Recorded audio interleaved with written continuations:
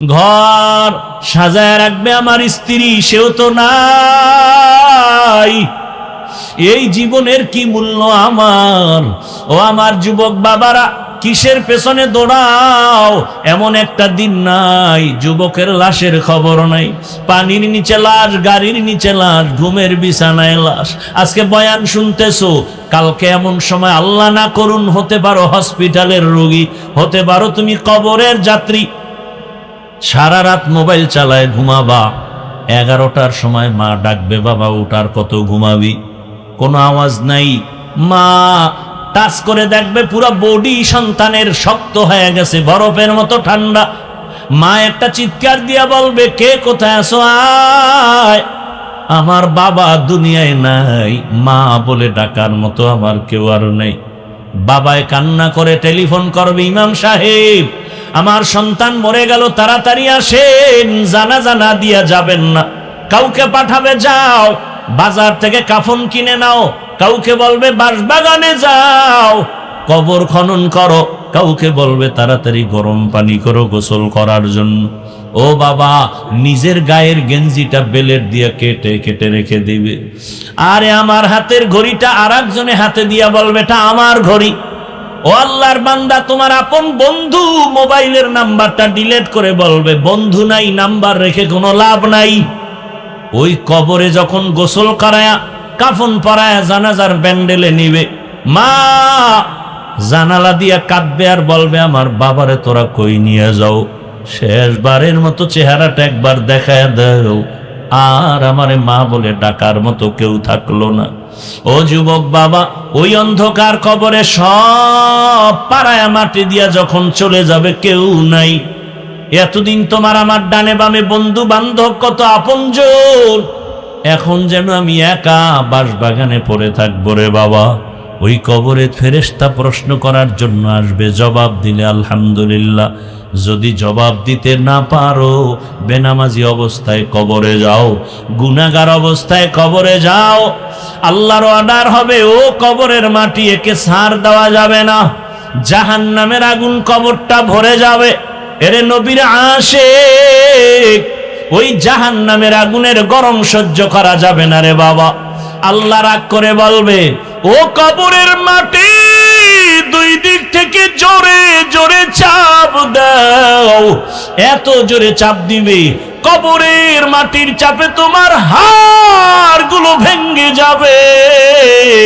ও নবীর উম্মতের দল, গুনাহ নিয়ে কবরে গেলে কি উপায় হবে চিন্তা করো। ও আমার যুবক, দুটো পায়ে হাত রেখে বলি, এখনো সময় আছে, তওবা করো। মনে মনে আমার আল্লাহকে ডাকো আর বলো, হে দয়ার মালিক, জীবনে তো কম দাড়ি কাটলাম না, নামাজ ছাড়লাম না, বেপরদায় চললাম না। আয় আল্লাহ, কত গুনাহ করে করে জীবন কাটায় দিলাম। মোবাইলের গুনাহ, হাতের গুনাহ, চোখের গুনাহ জীবনে করেছি। দুনিয়ার মা বাবা ভাই বোন কেউ জানে না আমি কত বড় গুনাহগার। আমার মায়ে যদি আমার গুনার খবর জানতো, আমার মা বাবা আমাকে ভালো নজরে দেখতো না। হ্যাঁ যুবক, একটু চোখ বন্ধ করে চিন্তা কর, তোর আমার গুনার খবর যদি ভাই বোন জানতো, কেউ মায়ার নজরে দেখতো না। আমার মাওলা কেমন দয়ার মালিক, এত গুনাহ করার পরেও আমার মাওলা রাগ করে পানিও বন্ধ করেন নাই, খানাও বন্ধ করেন নাই, বরং আমার আল্লাহ মায়ার দরজা দিয়ে ডাকে, বান্দায়া রহমতের দরজায় ফিরিয়ে আয়। ওরে আমার দরজা থেকে কই ভাগতেছ, যেদিকেই যাবি জাহান্নামের আগুন। সূর্যের গরম সহ্য করতে পারো না, ওরে বান্দা গুনার মজা পাইয়া কই যাও। বেনামাজি নামাজে না পড়িয়া মজা পাইছো, বেপরদায় চলে মজা পাইছো, গান বাজনায় মজা পাইয়া ও বান্দা তুই কোন দিকে দৌড়াও, ওরে যেদিকে যাইতেছ ওদিকে তো জাহান্নামের আগুন ছাড়া কিছু নাই। ওরে জাহান্নামের আগুনের গরম কেমন জানো? আল্লাতী তাত্তালিউ আলাল আফইদা, ওরে জাহান্নামের আগুন লাগা মাত্র কলিজাটা ভুনা হয়ে যাবে। ও আমার যুবক বাবারা, ওরে গুনার কারণে জীবনটা ধ্বংস, দিলটা পাথর হয়ে গেল, চোখে পানিও নাই। আল্লাহর কাছে তওবা করো আর মনে মনে আল্লাহরে ডাক দাও, হে দয়ার আল্লাহ, এই ময়দান থেকে আর গুনাহ অবস্থায় ফিরাইয়া দিও না। আল্লাহকে বলো, হে মালিক, জীবনে যত গুনাহ করেছি আর করব না। গুনাহগার হইয়া হাসরের ময়দানে দাঁড়াতে চাই না। হাসরের ময়দানে সূর্যের গরম, জাহান্নামের গরম সহ্য করতে পারবো না। ও আল্লাহ, তুমি মাফ করে দাও। আর নামাজ ছাড়বো না, দাড়ি কাটবো না, বেপরদায় চলবো না। মা বাবার দোয়া নিয়া, শিক্ষকের দোয়া নিয়া, ওলামায়ে কেরামের দোয়া নিয়া নবীজির আদর্শ মতো জীবন চালাবো। আল্লাহর কাছে বলিয়া যদি তওবার নিয়ত করতে পারো, আর জীবনে কোনোদিন গুনার কাছেও যাইবা না। তোমার মতো যুবকেরা স্কুল কলেজে পড়িয়াও নামাজ পড়ে, অভাব নাই। তোমার মতো কত যুবক চাকরি করে, র্যাব, আর্মি, পুলিশ, বিডিআরের নামাজ ছাড়ে না। বলো তুমি কেন পারো না? তোমার মতো কত ব্যবসায়ীরা নামাজ পড়ে, ও ব্যবসায়ী বাবার আপনারা কেন পারবেন না? ও চাকরিজীবীরা কেন রেডি হন না? ও ড্রাইভার বাবারা, শ্রমিক বাবারা, আপনাদের মতো কত শ্রমিক কাজ করে, নামাজ ছাড়ে না। এখনো সময় আছে, তওবা করেন। ওই অন্ধকার কবর বড় কঠিন, হাসরের ময়দান বড় কঠিন। আল্লাহর কাছে তওবার যদি খাঁটি নিয়ত হয়, মুনাফিকি না থাকে, খাঁটি তওবার নিয়ত যাদের আছে, দুটো হাত আল্লাহকে দেখাইয়া দাও। আয় আল্লাহ, হাতগুলো কবুল করে নেন, তওবা কবুল করে নেন। তওবার উপরে মজবুত হইয়া চলার মতো তৌফিক দান করেন, আমিন। মান আহাব্বা দুনিয়াহু আদাররা বিআখিরাতিহি ওয়া মান আহাব্বা আখিরাতাহু আদাররা বিদুনিয়াহু ফাআসিরু মা ইয়াবকা আলা মা ইয়াফনা। রহমতের নবী বলেন, ক্ষণস্থায়ী দুনিয়ার মায়া যারা অন্তরে ঢুকায় নিবা, তার আখিরাত বরবাদ হয়ে যাবে। আর যারা আখিরাতকে অন্তরে জমা করবা, তারা দুনিয়া দূর হয়ে যাবে। বাকি দুনিয়ার থেকে তোমাকে আলাদা করা যাবে না, কারণ আখিরাত কামাই করার জায়গা দুনিয়া। আমরা যারা টুপি পরি, নামাজ পড়ি, হালাল খাই, পর্দা করি, নবীর আদর্শ মেনে চলি, আমরা কি না খায় মরছি? আমগো লাইনের কেউ চাকরি করে না, দিনের পথে থাইকে ব্যবসা কেউ করে না। তাহলে কেন বলবেন যে আখিরাত মানতে গেলে দুনিয়া পাওয়া যাবে না? বড় যারা আখিরাত বাদ দিয়ে শুধু দুনিয়া দুনিয়া দুনিয়া নিয়ে দৌড়াচ্ছে, তাকায় দেখেন ওই দুই জিনিস মনে আসেনি। যারা দুনিয়া খুঁজে কয় জিনিস চায়? শান্তি আর সম্মান। ভালো করে খুঁজে দেখেন, এরা শান্তিতেও নাই, কোনো সম্মানেও নাই। সম্মান কি মিয়া? আল্লাহর দেওয়া সম্মান, আর একটা হলো টাকা দিয়ে কিনে। আপনারা সম্মান বিক্রি করবেন না ভোটের আগের রাত্রে? কি বলে, দেশ বুজুর্গ হয়ে গেছে। ভোটের আগের রাতে সম্মান বিক্রি করবে বলে, হাদিয়া দাও, তাহাজ্জুদের বরকতি টাইমে হাদিয়া পাঠাও। সেই টাইম বরকতের টাইম, আল্লাহ সাক্ষী হয়ে আছে প্রথম আসমানে। বেশি দাও, বরকত বেশি। খাইয়া লইয়া ভোট দিবে একটা, বিক্রি করছে 6 জায়গায়। হালাল না হারাম? আল্লাহ হেদায়েত দান করুন। ভাই, ভোট তো দিবেন যার দ্বারা দেশের উপকার হবে, জাতির উপকার হবে, ইসলামের উপকার হবে, তাকে দিবেন। সোজা কথা, কোনো প্যাস। আমার কাছে দোয়া চাইতেছে 13 জন প্রার্থী, হুজুর দোয়া চাই, হুজুর দোয়া চাই, হুজুর। 13 জনের জন্য কি দোয়া করুন? যেন 13 জন যেন বিজয় হয়, এটা সম্ভব। একজন হবে তো কি দোয়া করবো? এই দোয়া করলাম, ও আল্লাহ, যেই ব্যক্তির মাধ্যমে জনগণের দায়িত্ব আসলে দেশের লাভ হবে, জাতির খেদমত হবে, ইসলামের লাভ হবে, তাকে তুমি বিজয়ের মালা পরায়া দাও। দোয়াটা কোনো দলীয় হইছে পক্ষ? আরে ভাই, আমি ইসলামের মানুষ, আমি ইসলামের পক্ষে বলবো না? আল্লাহ বুঝার তৌফিক দান করেন। এই দোয়া আপনারাও করেন। আল্লাহ যার দ্বারা দেশের উপকার হবে, আমাদের জনগণের সেবা হবে, ইসলামের উপকার হবে, তাকেই তুমি বিজয় দান করো। সম্মান পাওয়া যাবে না, আল্লাহর দেয়া সম্মান বড় দামি। টাকা দিয়ে সম্মান কিনলে প্রথমে ফুলের মালা, ফাইনালে জুতার মালা। আর আমার আল্লাহ যারে সম্মান দান করবেন, ওই বান্দা যেখানে বসবে ওই জায়গাটাও বড় দামি হয়ে যাবে। ওদের সম্মান দুনিয়ায়, ওদের সম্মান আখিরাতে। আল্লাহ, কষ্ট হচ্ছে আপনাদের, হলেও একটু মাফ করে দিয়েন। দিনের জন্যই তো, আপনার এক রাত, আমার তো প্রতি রাত। ভাইরা আমার, কাউকে তো একটা ক্ষতির কথা বলি না। এই যে এতক্ষণ বয়ান করি, শুধু আমি না, সব আলেম ওলামারা এ জাতির কল্যাণ চায়, ঠিক না? আচ্ছা বলেন তো একটা উদাহরণ, সরকারের চাকরি যারা করে, বেসরকারি যারা চাকরি করেন, তাদের ডিউটি কয় ঘন্টা? বলেন বলেন। 5 ঘন্টা?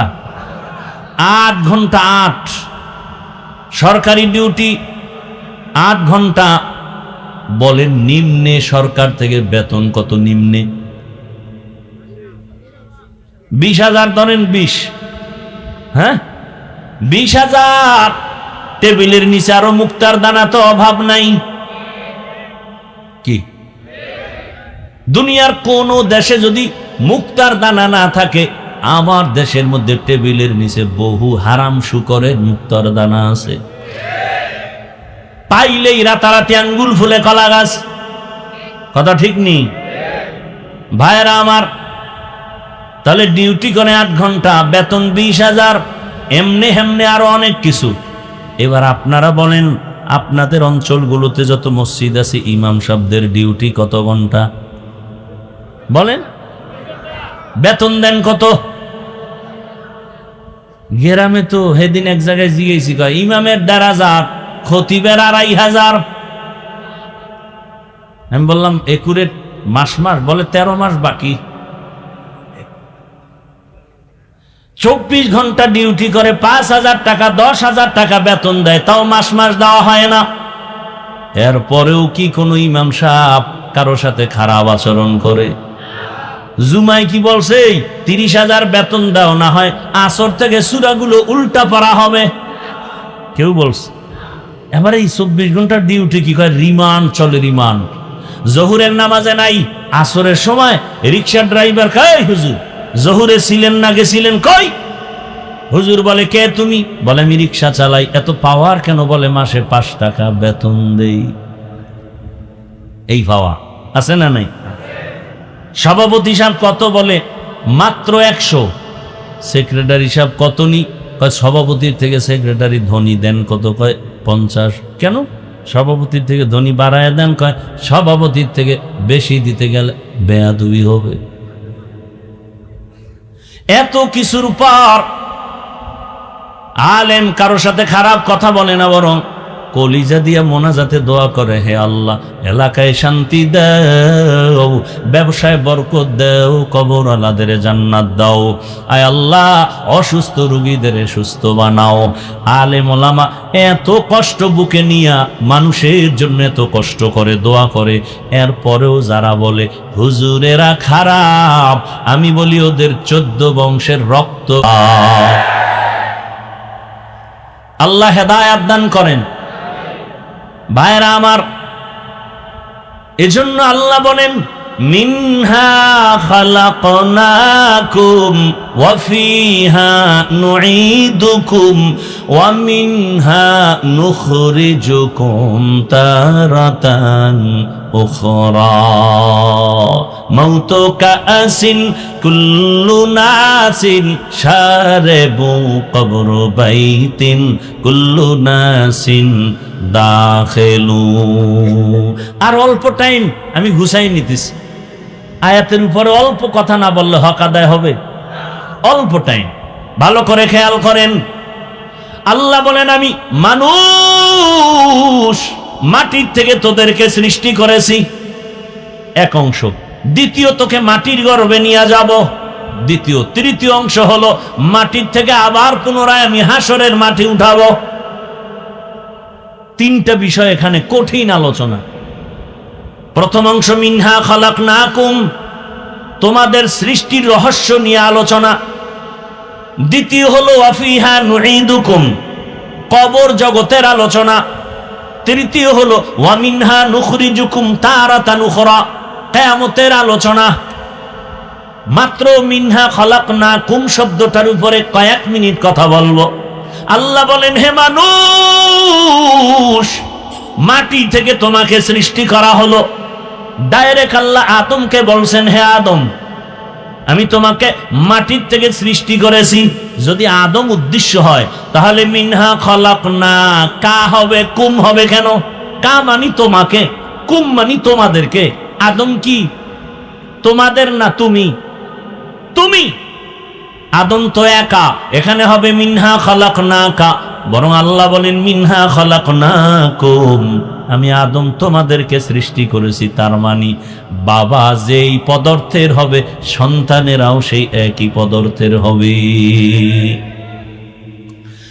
আল্লাহ তাআলা মানুষ সৃষ্টির ব্যাপারে আবার অনেক কথা এখানে আলোচনা অনেক জায়গায় করেছি, আজকে নতুন করে শুরু করেছি এই সুযোগে, কিন্তু এত কথা বলা যাবে না। আল্লাহ মানুষ সৃষ্টির ক্ষেত্রে আর এক জায়গায় আর একভাবে বলেন, আমি মানুষ সৃষ্টি করেছি জমাট রক্ত থেকে। ইকরা বিসমি রাব্বিকাল্লাযী খালাক, খালাকাল ইনসানা মিন আলাক। আছে না নাই?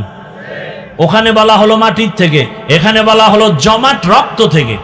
আর এক আয়াত আল্লাহ বলেন না, আমি মানুষ সৃষ্টি করেছি হাল আতা আলাল ইনসানি হিনুম মিনাদ দাহরি লাম ইয়াকুন শাইআম মাযকুরা ইন্না খালাকনাল ইনসানা মিন নুতফাতিন আমশাজিন নাবতালি ফাজআলনাহু সামিআম বাসীরা। ঠিক আছে আয়াত? ঠিক আছে, পরে তো ব্যাস লাগাই দেব। ঘুমাও ঘুমাও।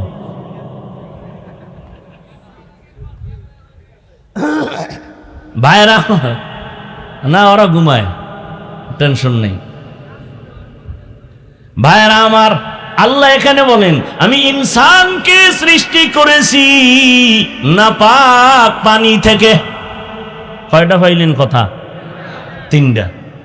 এবার আল্লাহ আর এক জায়গায় বলেন ওয়ালাকাদ খালাকনাল ইনসানা মিন সুলালাতিন মিন তিন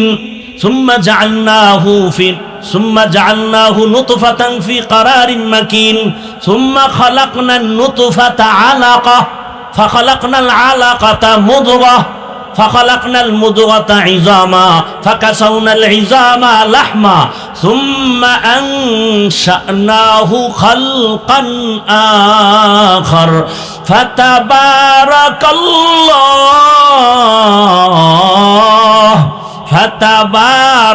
ফাতাবারাকাল্লাহু আহসানুল খালিকিন।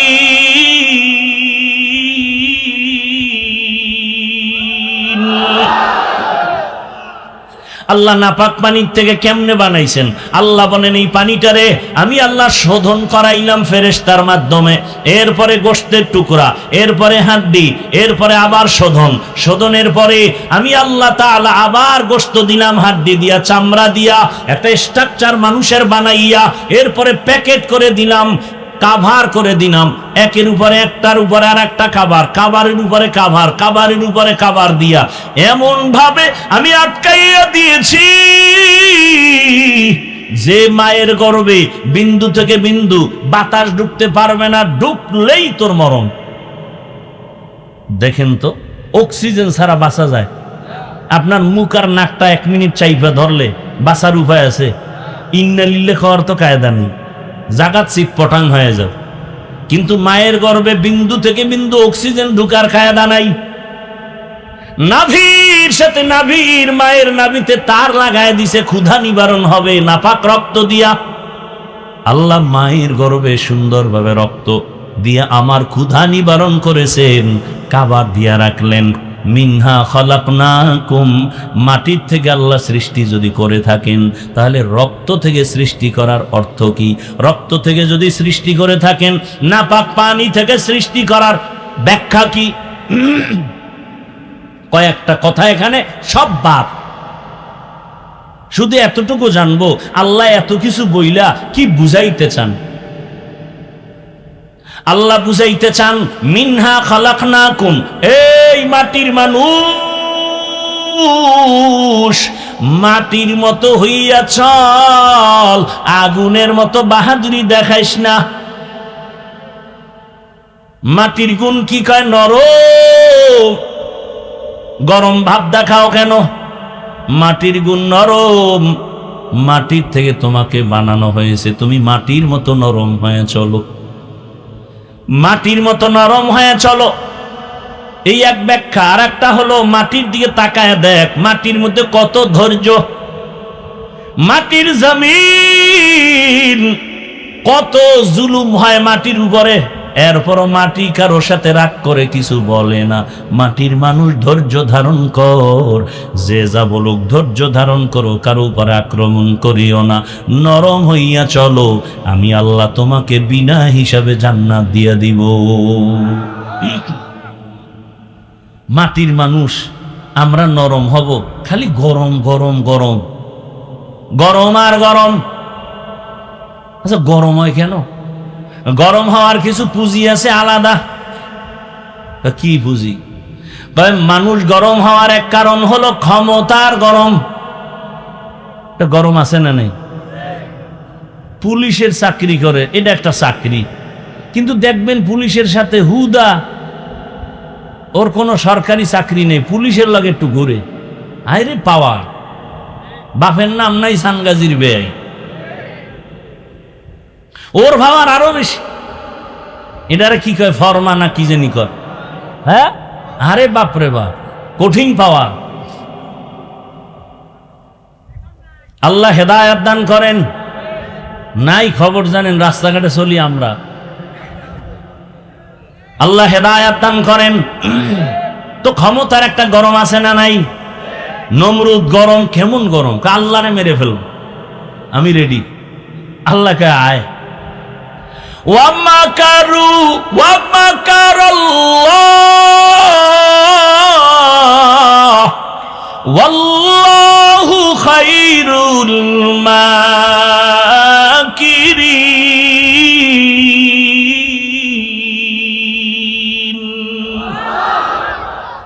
নমরুদ আল্লাহরে মেরে ফেলবে, পাওয়ারটা কেমন? বাঁশ দিয়া খুঁটি বানাইছে, কি কয় সিঁড়ি, তীর মাইরা আল্লাহরে মেরে ফেলবে, গিয়া মারছে।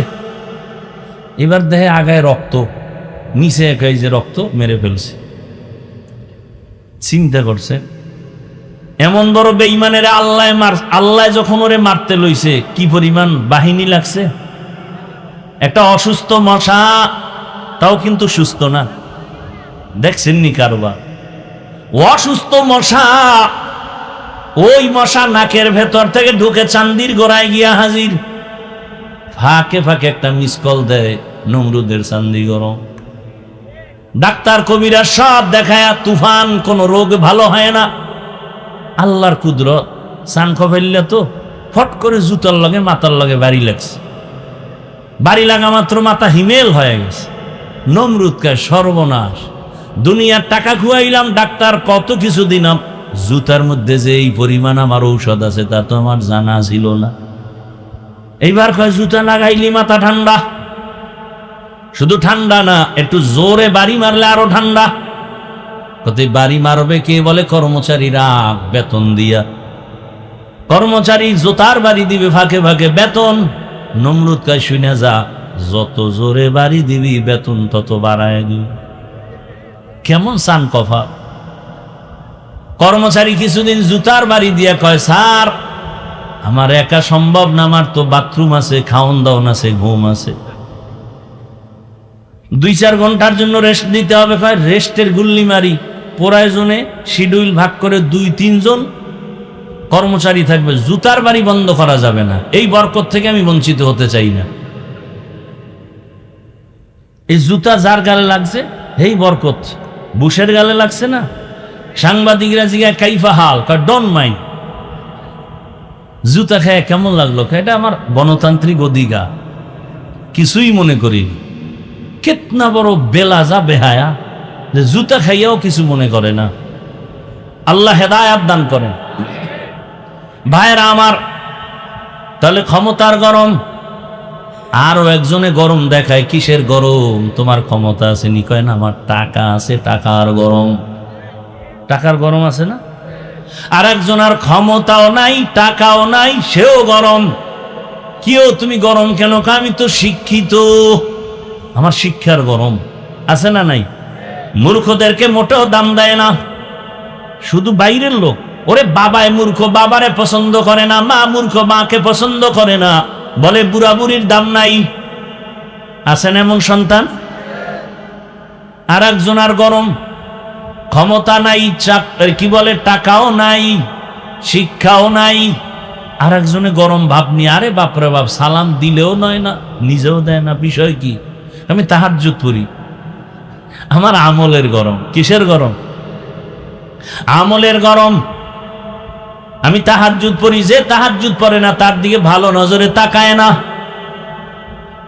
আর একজন গরম দেখায়, কিও? ক্ষমতা কয় না, চাকরি না, টাকা না, শিক্ষা না, আমল কা আমলও নেই, তো গরম কেন? আমার রক্তের গরম। কিসের গরম? রক্তের গরম।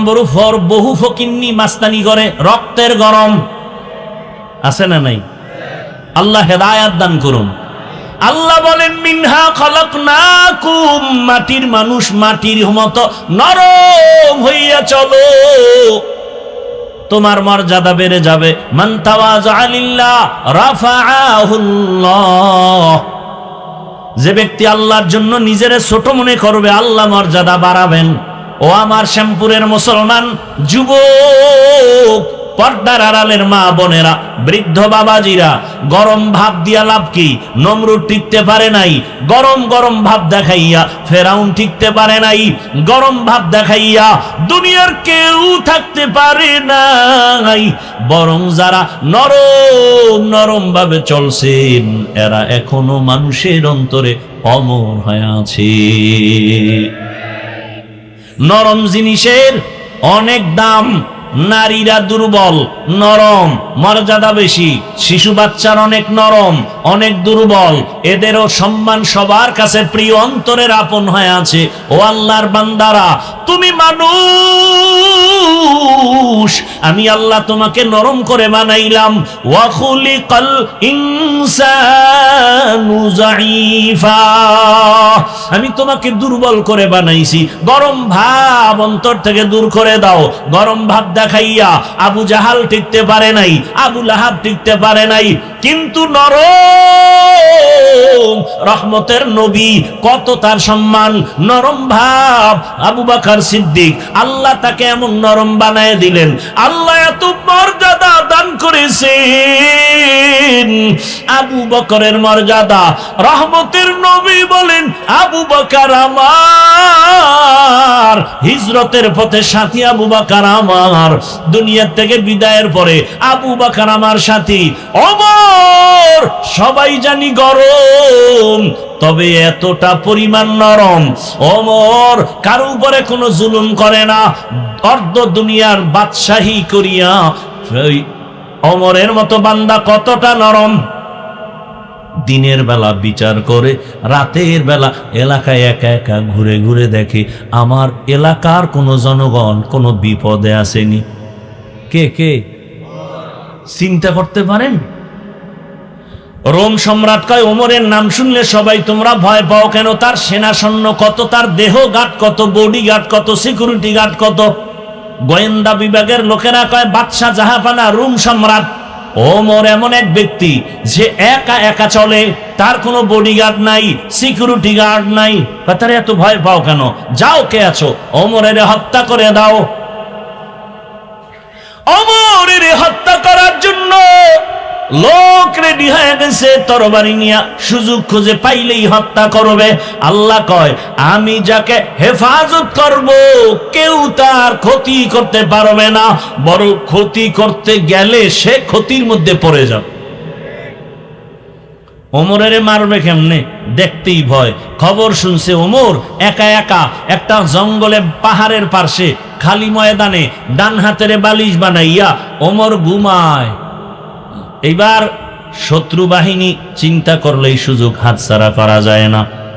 সামনে গেছে, গিয়া দেখে ঠিকই পাহাড়ের পাশে একটা লোক ঘুমায় আছে, অনেক উঁচু লম্বা ঘুমাইতে আছে। ও তরবারিটা নিয়া এক কদম সামনে যায়, আবার দাঁড়ায়, কেমন যেন হৃৎপিণ্ড কাঁপতেছে। ভয় ভয় কি করি, আবার একটু আগায়, আবার পেছনে যায়। যাইতে যাইতে যাইতে যাইতে কাছাকাছি গিয়া হঠাৎ করে ওই ব্যক্তির তরবারিটা হাত থেকে ভয়ে পড়ে গেছে। তাকায় দেখে ওমর একা ঘুমায় না, জঙ্গলের একটা বাঘ ওমরের পাহারা দিতেছে। খাকো বাদো আবো আতিশ বন্দাম বামানে তু মুর্দা বাহক জিন্দা। এই ওমর রাতের বেলা ঘুরে, আমার এলাকার কি খবর, আমার ছেলের খবর জানি, মেয়ের খবর জানি, স্ত্রীর খবর জানি, ভাইয়ের খবর জানি। আমার মা আরামে ঘুমায়, আমার বাবা আরামে ঘুমায়, আমার পরিবারের সবাই শান্তি, সবাই সম্মান, গাড়ি নিয়ে চলে, এসির বাতাস খায়। জনগণের কি খবর, এই চিন্তা অনেকের অন্তরে আসে না। ওমর এত বড় বীর, যেই ওমরের ডর, ওমরের ভয়ে শয়তান রাস্তায় চলে না, সেই ওমর একা একা রাতের বেলা ঘুরে, জনগণের খবর নেই। হঠাৎ এক ঘরে গিয়া শুনে মেয়েদের কণ্ঠের আওয়াজ। ওমর চুপ, দূরে দাঁড়ায় চুপ করে শুনতেছে কিসের আওয়াজ।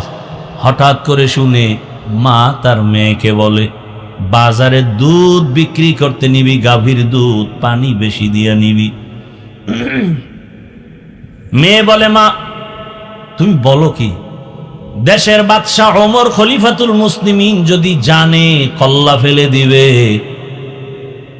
এইবার মা ডাক দিয়ে কয়, ওমর তো দেখবে না, এত ভয় কেন? ওমর কই? ঘরের কিনারায় নিরাপদে দাঁড়ানো। মেয়ে ডাক দিয়ে কয়, মা তুমি জানো না, ওমর যদিও জানবে না, তবে আমার আল্লাহ তো দেখবেন, আল্লাহকে ফাঁকি দেয়া যাবে না। মা কথা শুই না চুপ হয়ে গেল। ওমর চলে গেলেন। পরের দিন ওই মহিলা মেয়ে সহ ডাকলেন তার রাজপ্রাসাদে। মহিলা ভয় পেয়ে গেছে, ওমর ডাকছে, কি না জানি হয়ে গেল। ওমর লোক দিয়া দুজনকে ডেকে পাঠালেন। কাছে গিয়া ওমর সম্মানের সাথে বললেন, আম্মা জান, কোনো ভয় পাবেন না, আপনাকে আমি অনেক ধন্যবাদ পুরস্কার দেওয়ার জন্য ডাকছি। এই জমিনে আমি ওমরের যুগে এমন মেয়ে পাওয়া বড় কঠিন। আম্মা জান, আপনার কপাল বড় ধন্য। ও আম্মা জান, আপনি এমন একটা মেয়ে পেয়েছেন, আল্লাহর শুকর। আপনি ধন্য মা, ধন্য সন্তান। আপনি যদি রাজি হন, আমি ওমরের ছেলের জন্য আপনার মেয়েটাকে বিবাহের বন্ধনে নিতে চাই। এমন মেয়ে পাওয়া বড় কঠিন। আপনি যদি রাজি হন, আমি আপনার মেয়েটাকে আমার ছেলের জন্য বিবাহের বন্ধনে নিতে চাই। মা কি বলবে? না, মা বলবে আমার কপাল খুলে গেছে। আলহামদুলিল্লাহ, খলিফাতুল মুসলিমিন। মা খুশিতে কান্না করা শুরু করেছে, আমার কপাল, আজ খলিফাতুল মুসলিমিনের ছেলে আমার মেয়ে নিতেছে। আল্লাহ এমন কবুল করেছেন, ওই মেয়ের ধারায় পরবর্তীতে ওই মেয়ের ঘরে ঘরে জন্ম নিল জগৎ বিখ্যাত জমিনে এর এক তারকা আলেম আল্লাহর বুজুর্গ ওমর ইবনে আব্দুল আজিজ। ওমর ইবনে আব্দুল আজিজের ইতিহাস বললে আর একদিকে চলে যাবে। কেমন সন্তান? ওই মেয়ের ধারায়। এজন্য গাছ ভালো হলে ফল ভালো হবে। ও আমার যুবক বাবারা, আমি তো আপনাদের এতক্ষণ যত বয়ান শুনাইলাম একবারও কিন্তু বলি না আপনারা স্কুলে তালা মেরে সব মাদ্রাসায় যান, সবাই হুজুর হয়ে যান বলেছি না, বরং আমি দেশে দেশে বলি আমার যুবক বাবারা, আমার দেশে হুজুরের অভাব নাই, মাওলানার অভাব নাই, মুফতির অভাব নাই, মুহাদ্দিসের অভাব নাই। আমার দেশে এখন ডাক্তার আছে ঠিকই, কিন্তু আদর্শ ডাক্তারের অভাব, আদর্শ ইঞ্জিনিয়ারের অভাব, আদর্শবান ডিসিএসপির অভাব। আজ আমার দেশের ডিসিএসপিওসি যদি আদর্শবান হইতেন, 5 বেলার নামাজ পড়তেন, আমার দেশে কোরআনের বয়ান চলতে কোনো সুদখোরের অনুমতি নেওয়ার প্রয়োজন হতো না। অতএব আমি অনুরোধ করে বলি, ও আমার যুবক বাবা, দোয়া করে গেলাম, সবাই আমিন বলবে, কপাল খুলে যাবে। তুমি স্কুল কলেজে পড়ো, চাকরি করো, ব্যবসা করো, ডাক্তার হও, ইঞ্জিনিয়ার হও, প্রফেসর হও, ওসি হও, ডিসি হও, এসপি হও, মেম্বার চেয়ারম্যান এমপি হও, ব্যবসায়ী হও, চাকরিজীবী হও, তবে এক দাবি অনুরোধ, বেয়াদব হইও না রে বাবা। বলবা হাফিজ ভাই বেয়াদব হব না, তার মানেটা কি? বেয়াদব হবা না কথার ব্যাখ্যা হলো 3 জায়গায় বেয়াদবি করবা না। খোদার কসম, বেয়াদবি করলেই মরার আগে জীবন ধ্বংস, মরার পরে না আগে। 1 নাম্বার জায়গা মা বাবা। মা বাবার সাথে যদি বেয়াদবি করো আর মা বাবা যদি অসন্তুষ্ট হয়ে একটা নিঃশ্বাস ছেড়ে দেয়, তোর ধ্বংস শুরু। 2 নাম্বার জায়গা শিক্ষক। মা বাবা আমার জন্য দোয়া করেছে, মা বাবা আমার জন্য কান্না করেছেন, আল্লাহ আমাকে সম্মানের জায়গা দিয়েছেন, কিন্তু আমি যে আপনাদের সামনে বয়ান করি, এই বয়ান আমার মা শিখান নাই, আমার আব্বা শিখান নাই, আমাকে ধরে ধরে ধরে ধরে কোরআন হাদিসের বয়ান শিখাইছেন আমার ওস্তাদ। তাহলে শিক্ষকের অবদান আছে না নাই? তোমাকে দস্তকাত শিখাইলেন, তুমি এখন ইংলিশে কথা বলো, আরবিতে কথা বলো, বাংলায় শুদ্ধ বাংলায় কথা বলো, এই অবদান কার? শিক্ষক। অতএব শিক্ষকের সাথে বেয়াদবি করবা না। যদি করো আর কষ্ট পাইয়া শিক্ষক যদি নিঃশ্বাস ফেলে, তোমার ধ্বংস শুরু, লেখাপড়ার জীবন ধ্বংস হয়ে যাবে। 3 নাম্বার জায়গা উলামায়ে কেরাম, মুরব্বি, এদের সাথে বেয়াদবি করবা না। খবরদার, এদের সাথে যদি খারাপ আচরণ করো আর এরা কষ্ট পাইয়া যদি চোখের পানি ছেড়ে নিঃশ্বাস ফেলে দেয়, আল্লাহর কসম এ জমিনে তোমার ধ্বংস শুরু হয়ে যাবে। ও জমিনের মানুষ, আমার বাংলাদেশ এত সুন্দর, মাদ্রাসার অভাব নাই, মসজিদের অভাব নাই, ওয়াজ মাহফিলের অভাব নাই, তাবলীগের অভাব নাই, পীর মাশায়েখের অভাব নাই, এরপরেও কেন অশান্তি? আলেমদের সাথে বেয়াদবি করার ফলাফল। অতএব অনুরোধ করি, ডাক্তার হও, বেয়াদব হইও না। কয় হইলে কি? তাসনিমা নাসরিনের মতো জুতা খায়া পালাতে হবে। আদওয়ালা হও, দেখবা ডাক্তার হলেও পুরা জীবন তোমার সম্মানের। তুমি একজন ইঞ্জিনিয়ার হও, আদওয়ালা, আদর্শওয়ালা, তোমার সম্মান বেড়ে যাবে। এখান থেকে তোমাকে ডাক দিয়া বিদেশ নিয়ে যাবে হায়ার করে। এরকম ডাক্তার নাই? আছে। সম্মান, এটা ডিগ্রি না, সম্মান। এই সম্মানের জীবন যদি চাও, হে যুবক, মা বাবার দোয়া নাও, শিক্ষকের দোয়া নাও, ওলামায়ে কেরামের দোয়া নিয়ে সামনে আগাও। ও পর্দার আড়ালের আম্মা জান, এতক্ষণ আপনাদের সন্তানদের যা বুঝাইলাম, এগুলো যদি বাস্তবায়ন করতে হয়, আপনি মায়ের আদর্শ আর দোয়া লাগবে। আপনি যদি চেষ্টা করেন, একটা সন্তান ফুলের মতো পবিত্র হয়ে যাবে। আম্মা জান, আপনার আদর্শ সন্তান শিখে ফেলবে। আম্মা জান, আপনার মতো কত দামি মা এই এলাকায় আছে, এখনো আছে, নামাজ ছাড়ে না, বেপরদায় চলে না, মোবাইলে সময় নষ্ট করে না। এরে আম্মা জান, স্বামীর মাল খেয়ানত করে না। আম্মা জান বলেন, আপনারা কেন নামাজ পড়েন না? না, বেপরদায় চলেন, মোবাইলে সময় নষ্ট করেন, স্বামীর মাল খেয়ানত কেন করেন? আরে স্বামী মরে গেলে তো আপনারই থেকে যাবে সব, আপনি কেন স্বামীর মাল মনে করে নষ্ট করেন? ও আমার মা বোনেরা, এখনো সময় আছে, আল্লাহর কাছে তওবা করেন আর মনে মনে বলেন, হে আল্লাহ, একটা ভালো সন্তানের মা বানায়া দাও। আপনার সন্তান ডাক্তার হবে, ইঞ্জিনিয়ার হবে, ওসিডিসি হবে। আপনার সন্তানের ব্যবহারে কোনো মা বাপ যেন কষ্ট না পায়, ওলামায়ে কেরাম শিক্ষকরা যেন কষ্ট না পায়। আরে মা, আপনার সন্তানের ব্যবহারে সবাই খুশি থাকবে, কলিজা করে দোয়া করবে, ডাক্তার হবে, রোগীও দেখবে, কোরআন তেলাওয়াত করবে, নামাজ আদায় করবে, আবার আপনাদের জন্য দিল খুলে দোয়াও করবে। এমন ডাক্তারের মা যদি হতে পারেন, আপনার জীবনটাও ধন্য, সন্তানের জীবনটাও ধন্য হবে। ও আম্মা জানেরা, আপনাদের মতো মা এখনো আছে, দিনের পথে চলে, মার্কেটে ঘুরে না। আম্মা জান, আপনার চেহারার মধ্যে বদনজর লাগাবেন না, খবরদার। মা ঘরের মধ্যে থেকে একটা আদর্শ সন্তান তৈরি করে যাবেন, আদবওয়ালা, কোরআন পড়নেওয়ালা। এ ডাক্তার ইঞ্জিনিয়ার হলেও আপনার জীবনটা ধন্য হয়ে যাবে।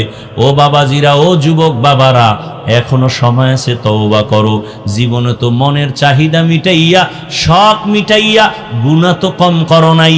মনে শখ লাগছে পার্কে যাবা, মজা, দৌড়ায় গেছো, কারো বাধা মানো নাই। মনে শখ আসছে, দাড়ি রাখবা না রাখো নাই, নামাজ পড়বা না পড়ো নাই। ও বাবা, আরো কি তোমার শখ আছে এখনো দাড়ি কামানের? এখনো কি শখ মিটে নাই?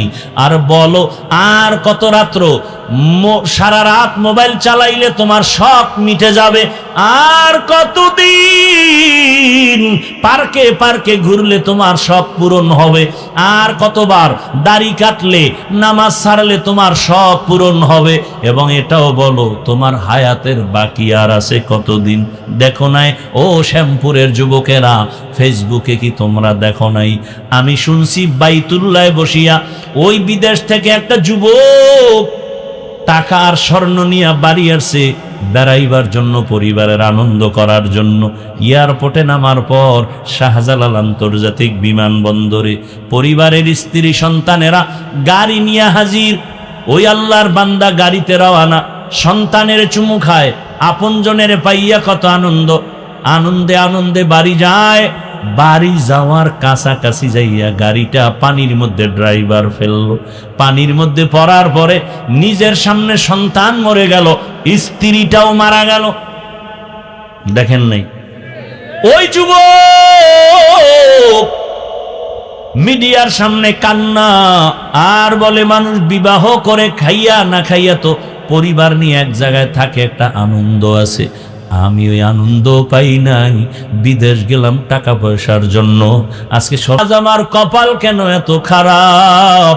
নিজের হাতের উপরে আমার সন্তানটা মরে গেল, নিজের চোখের সামনে আমার স্ত্রী মরে গেল। আমি এখন কোথায় যাব? যেই ঘরে গেলে একটু সন্তান দেখবো, সে ঘর এখন অন্ধকার হয়ে গেল। ঘর সাজায় রাখবে আমার স্ত্রী, সেও তো নাই। এই জীবনের কি মূল্য আমার? ও আমার যুবক বাবারা, কিসের পেছনে দৌড়াও? এমন একটা দিন নাই যুবকের লাশের খবর নাই। পানির নিচে লাশ, গাড়ির নিচে লাশ, ঘুমের বিছানায় লাশ। আজকে বয়ান শুনতেছো, কালকে এমন সময় আল্লাহ না করুন হতে পারো হসপিটালের রোগী, হতে পারো তুমি কবরের যাত্রী। সারা রাত মোবাইল চালায় ঘুমাবা, 11টার সময় মা ডাকবে, বাবা উঠার, কত ঘুমাবি? কোনো আওয়াজ নাই। মা টাচ করে দেখবে পুরো বডি সন্তানের শক্ত হয়ে গেছে, বরফের মতো ঠান্ডা। মা একটা চিৎকার দিয়া বলবে, কে কোথায় আছো? আয়। আমার বাবা দুনিয়ায় নাই, মা বলে ডাকার মতো আমার কেউ আর নেই। বাবায় কান্না করে টেলিফোন করবে, ইমাম সাহেব আমার সন্তান মরে গেল, তাড়াতাড়ি আসেন, জানাজা না দিয়া যাবেন না।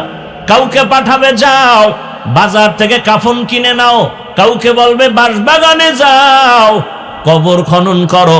কাউকে বলবে তাড়াতাড়ি গরম পানি করো গোসল করার জন্য। ও বাবা, নিজের গায়ের গেঞ্জিটা বেলেট দিয়ে কেটে কেটে রেখে দিবে। আরে আমার হাতের ঘড়িটা আর একজনে হাতে দিয়া বলবে, এটা আমার ঘড়ি।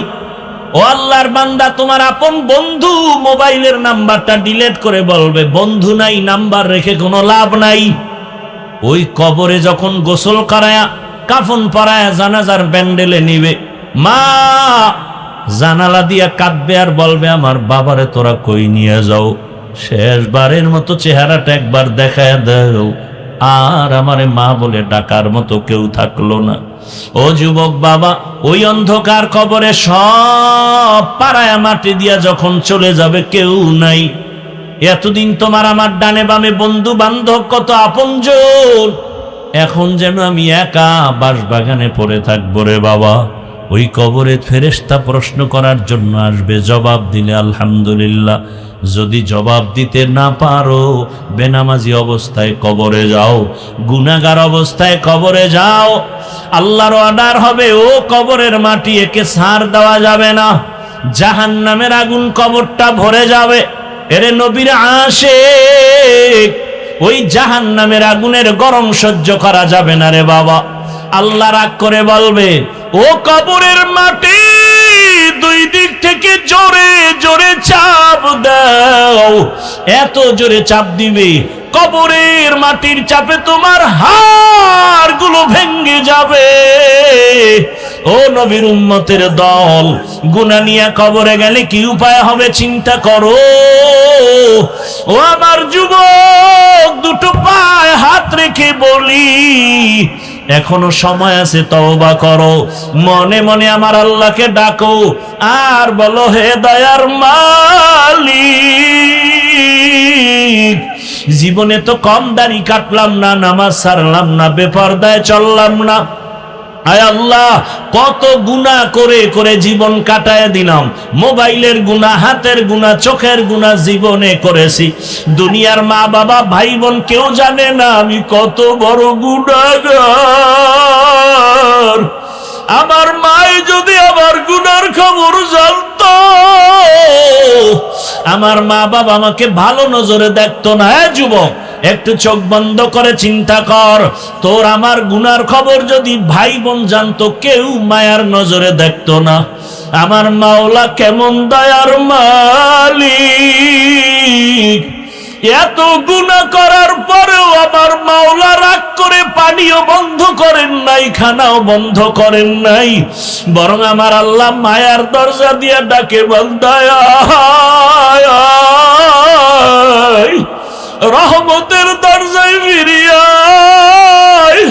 ওরে আমার দরজা থেকে কই ভাবতেছ, যেদিকেই যাবি জাহান্নামের আগুন।